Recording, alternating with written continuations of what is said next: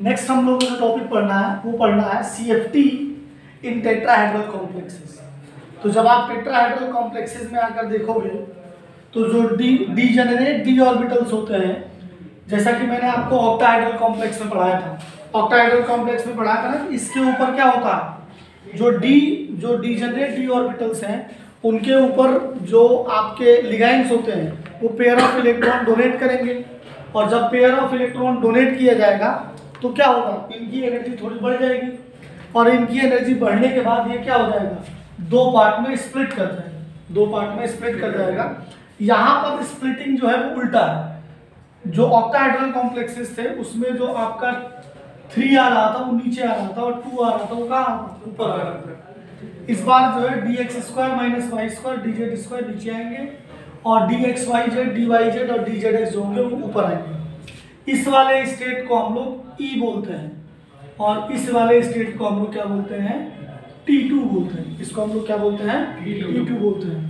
और दोनों के बीच की जो एनर्जी होती है उसे हम लोग क्या बोलते हैं, डेल्टा T बोलते हैं। क्या बोलते हैं, डेल्टा T। ये बहुत रेयरली पूछा जाता है पेपर में। इस वाले पार्ट से जो क्वेश्चन पूछा जाता है वो ये पूछा जाता है कि जो टेट्राहेड्रल के लिए एनर्जी होती है वो 4/9 होती है, 4/9 ऑफ डेल्टा नॉट, ठीक है, जो कि बहुत ज़्यादा कम है। मतलब डेल्टा डी को आप देखोगे तो बहुत कम है डेल्टा नॉट से, जिसकी वजह से जो टेट्राहेड्रल कॉम्प्लेक्सेस हैं उनमें लो स्पिन कॉम्प्लेक्स जो होते हैं वो बहुत कम पाए जाते हैं। लो स्पिन जो होते हैं क्या होते हैं, बहुत कम पाए जाते हैं, क्योंकि ये एनर्जी इतनी ज़्यादा नहीं है जिससे कि पेयरिंग हो पाए, जिससे कि पेयरिंग हो पाए। ये एक्सेप्शन रीजन में सवाल पूछा जाता है, ये कई सारे ऑब्जेक्टिव में सवाल आया हुआ है कि what is relation between delta T and delta naught. तो याद रखिएगा, ये कई बार पूछा गया है कि जो टेट्राहेड्रल होते हैं वो लो स्पिन कॉम्प्लेक्सेस क्यों नहीं पाए जाते हैं। तो if this is statement then this is reason, this is reason. If this is exception then this is reason, क्योंकि जो टेट्राहेड्रल स्प्लिटिंग एनर्जी होती है वो बहुत कम होती है, जो कि पेयरिंग को फोर्स नहीं कर पाती, जो कि पेयरिंग को फोर्स नहीं कर पाती। ऊपर वाला पढ़ लीजिए।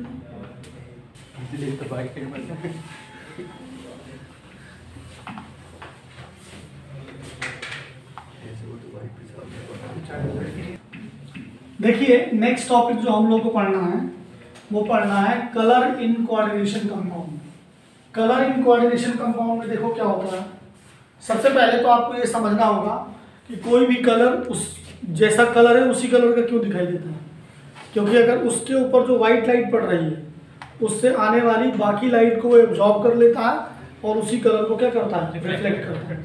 इसलिए जो है जैसे रेड कलर है तो रेड कलर इसलिए दिखाई देगा क्योंकि बाकी कलर को एब्जॉर्ब कर लेगा, केवल रेड कलर को क्या करेगा, इम्पार्ट करेगा या रिफ्लेक्ट करेगा। अगर हम कॉम्प्लेक्स की बात करें तो कॉम्प्लेक्स में अगर हम एक एग्जांपल ले लें TiH2O का होल 6 3+, TiH2O का होल 6 3+, तो अब इसके लिए सबसे पहले Ti की ऑक्सीडेशन स्टेट निकालो, तो x × 6 × 0 which is equal to 3, तो ऑक्सीडेशन स्टेट क्या आ गई, 3 आ गई। Ti क्या होता है, Ti होता है 22, दैट इज 3d2 4s2, तो Ti जो हो जाएगा वो हो जाएगा आपका 3d1, क्योंकि 2 इधर से चले जाएंगे, 1 इधर से चला जाएगा। Is that clear. अब होता क्या है, सबसे पहले कलर के लिए जो पहली कंडीशन है वो ये है कि अनपेयर्ड इलेक्ट्रॉन होने चाहिए। क्या होने चाहिए, अनपेयर्ड इलेक्ट्रॉन्स होने चाहिए। अगर अनपेयर्ड इलेक्ट्रॉन्स नहीं है तो कोई भी कॉम्प्लेक्स है वो कलर शो नहीं करेगा। यहाँ पे अनपेयर्ड इलेक्ट्रॉन है। अब देखो क्या होता है, CFT से अगर आप इसके ग्राउंड स्टेट को ड्रॉ करो, ये आपका T2G और ये है EG, तो एक इलेक्ट्रॉन यहाँ पर है और ये आपकी क्या है, ग्राउंड स्टेट। अब जैसे ही इसके ऊपर आप व्हाइट लाइट डालते हो या कोई भी एनर्जी में इसे एक्सपोज करते हो तो ये इलेक्ट्रॉन कुछ एनर्जी को एब्जॉर्ब करते हैं और वो क्या करते हैं। अब आपको अगर याद होगा बोहर्स मॉडल, तो जब कोई इलेक्ट्रॉन एनर्जी को एब्जॉर्ब करेगा तो वो अपने ऊपर वाले स्टेट में चले जाएंगे। ये इलेक्ट्रॉन उठकर कहाँ जाएगा, यहाँ आ जाएगा। लेकिन ये सारी की सारी एनर्जी को एब्जॉर्ब नहीं करेगा। This is excited state, this is excited state. ये सारी की सारी एनर्जी को एब्जॉर्ब नहीं करेगा, कुछ एनर्जी को क्या करेगा, इवॉल्व कर देगा, कुछ एनर्जी को इवॉल्व कर देगा। और जो एनर्जी को इवॉल्व करेगा उसी की वजह से ये क्या करेगा, कलर शो करेगा, उसी को क्या करेगा। अब हो क्या रहा है, एक डी ऑर्बिटल से दूसरे डी ऑर्बिटल में इलेक्ट्रॉन जा रहा है, that's why it is called D transition, that's why it is called D transition. तो ये तो समझने की बातें हो गई, जो पेपर में याद रखना है वो ये याद रखना है कि कोई भी कॉम्प्लेक्स है वो कलर इसलिए शो करेगा क्योंकि उसके पास अनपेयर्ड इलेक्ट्रॉन है और वो डी ट्रांजिशन दिखा सकता है, वो डी ट्रांजिशन अनपेयर्ड इलेक्ट्रॉन होने की वजह से। इज दैट क्लियर नॉट, कि अगर डी ऑर्बिटल कॉम्प्लेक्स है तो डी ट्रांजिशन, एफ अगर एफ के लिए कलर पूछा जाता है तो एफ ट्रांजिशन, क्या हो जाएगा, एफ ट्रांजिशन हो जाएगा।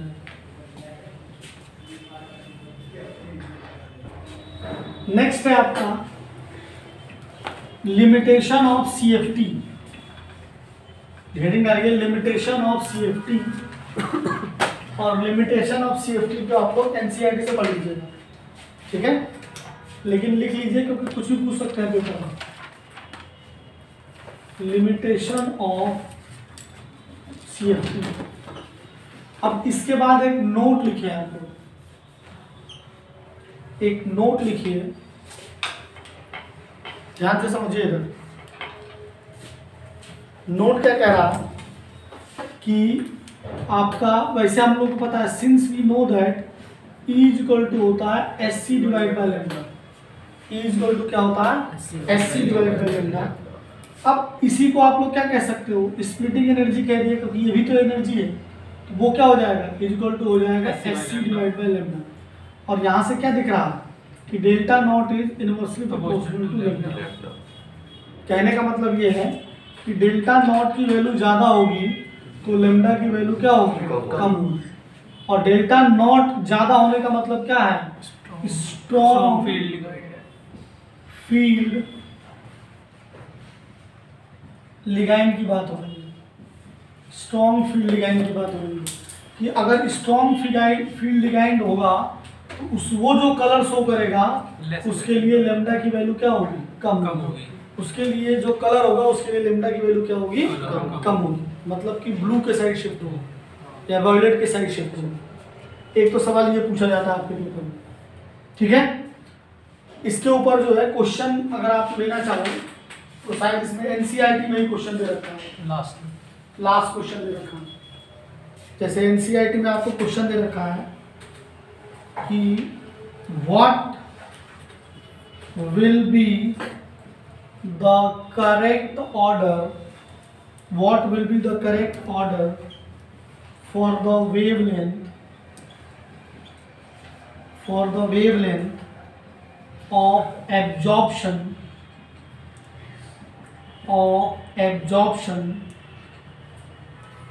in the visible region,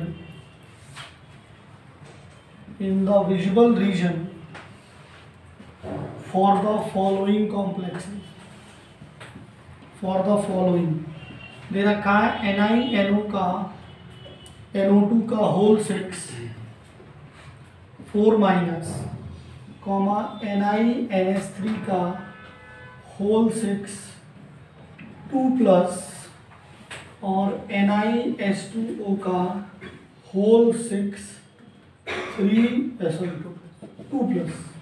ये 3 कॉम्प्लेक्स दे रखे हैं और इनसे वेवलेंथ के लिए ऑर्डर पूछा गया। तो आपको पता होना चाहिए, सिंस जो डेल्टा नॉट की वैल्यू होती है वो सबसे ज़्यादा NO2 की होती है, NO2 माइनस की, उसके बाद होती है आपकी NS3 की। स्पेक्ट्रोकेमिकल सीरीज में जाके पढ़ना पड़ेगा आपको, और फिर होती है H2O। हमसे क्या कहा गया, what is the correct order, तो ऐसा इंक्रीजिंग डिक्रीजिंग नहीं लिखा हुआ। तो अगर इसके लिए डेल्टा नॉट की वैल्यू ज़्यादा है मतलब लैम्डा की वैल्यू क्या होगी, कम होगी। तो अगर लैम्डा के लिए मैं ऑर्डर लिखना चाहूँ तो NiNO2 का होल 6 4 माइनस इसका सबसे कम होगा, फिर होगा NiNH3 का होल 6 2 प्लस, और उससे सबसे ज़्यादा होगा NiH2O का होल 6 2 प्लस 3 2 प्लस, यहाँ पे 2 प्लस हो जाएगी 2 प्लस। ठीक है,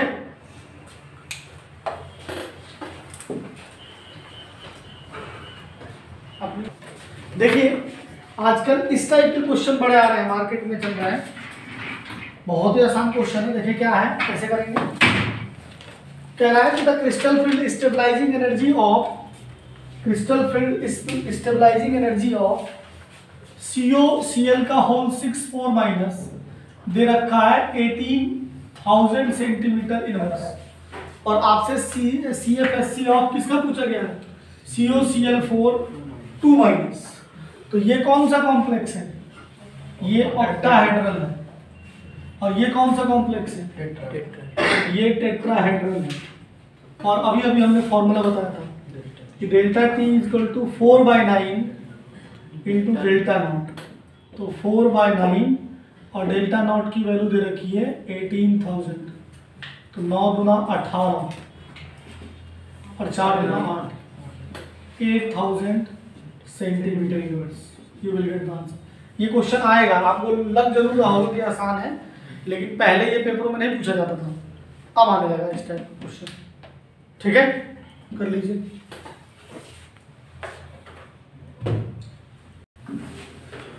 नेक्स्ट हेडिंग डालिए।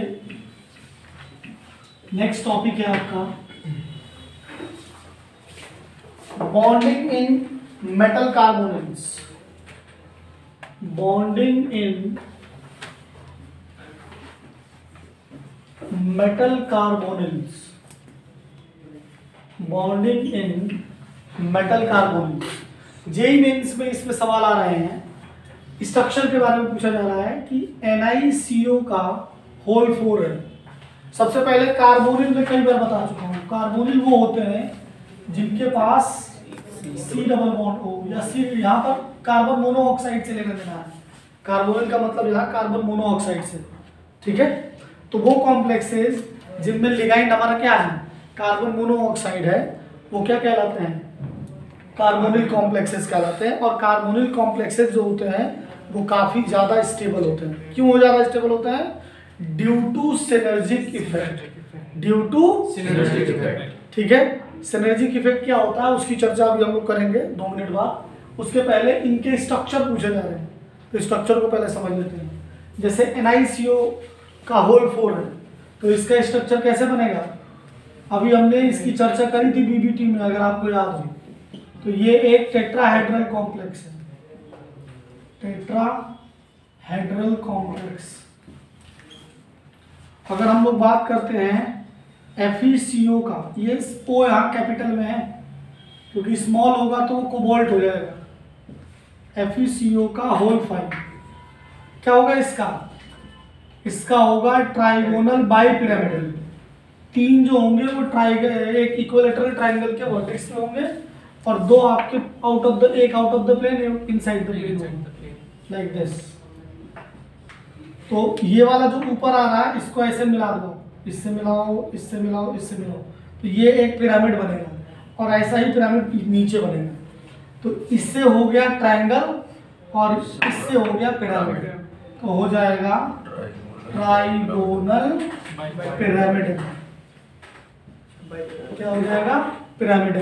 लेकिन 2 पिरामिड है, तो यहाँ पर क्या लग जाएगा, ट्राइगोनल बाई पिरामिड। जैसे कि है CrCO का होल 6, CrCl का होल 6 क्या है आपका, ये ऑक्टाहेड्रल कॉम्प्लेक्स है, कोई ब्रिजिंग नहीं है। तो यही तो याद करना है बाबू, कोई ब्रिजिंग नहीं है, सिंपल है, ऑक्टाहेड्रल कॉम्प्लेक्स।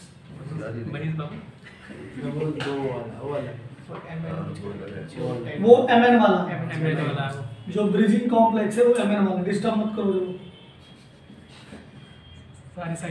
ऑक्टाहेड्रल, ये क्या है, ऑक्टाहेड्रल।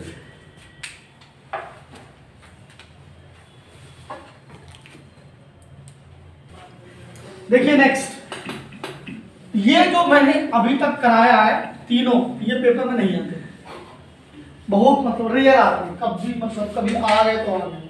अब अगले वाले दो आते हैं, और वो है क्या, Mn2CO का होल टैग, और एक है आपका क्या, कोबाल्ट CO2 और CO का होल 8, CO का होल 8। इसके स्ट्रक्चर पे सवाल आता है। तो देखो Mn में क्या होता है, सबसे पहले दो Mn बना दो, और इसमें Mn आपस में जुड़ा होता है, CO में नहीं होता ऐसा। ये अगर हमारा कोबाल्ट है, ये हमारा कोबाल्ट है, तो यहाँ पर कार्बोनिल का क्या होता है, ब्रिजिंग होता है, लाइक दिस, लाइक दिस। यही सवाल की बात कर रहे थे भाई साहब। नहीं जुड़ा है, यहाँ पर भी होगा, ये जुड़ेगा ऐसे, और उसके बाद फिर 3 CO ऐसे लगेंगे। मैं ब्रिजिंग वाले पे कंफ्यूज हो गया, मैं ब्रिजिंग इसमें नहीं हो, इसमें ब्रिज वाले नहीं होते, इसमें सिंपल CO लगे होंगे। इसके पूरे हो गए, देखो जरा, ज्यादा तो नहीं हो गए, 8 हो गए। इसमें पूछा जाता है कितने ब्रिज पे हैं, तो 2 है ब्रिज पे, बाकी ये भी कनेक्टेड होता है। इसमें क्या होता है, इस सिंपल लगे होते हैं, 2 ऐसे लगा दो,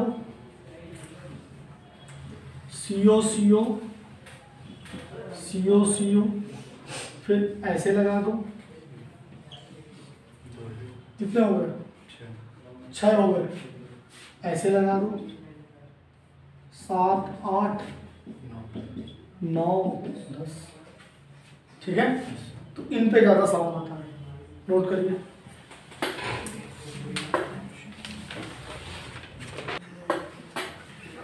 देखिए अब हम लोग को ये समझना है कि जो ये कार्बोनिल का बॉन्ड है वो नॉर्मल बॉन्ड से क्यों ज्यादा स्ट्रॉन्ग है।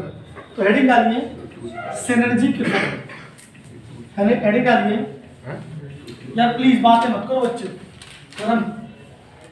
फिर बेइज्जती करूंगा मैं फिर। अच्छा वो ये कहते हैं कि CO2 लिखा है और 2CO नहीं होगा, क्या CO2 लिखा है, इधर वो लिखा था कोबाल्ट 2। बाद में तुम लोगों को समझ आ जाता है। हेडिंग डालो सिनर्जी के इफेक्ट।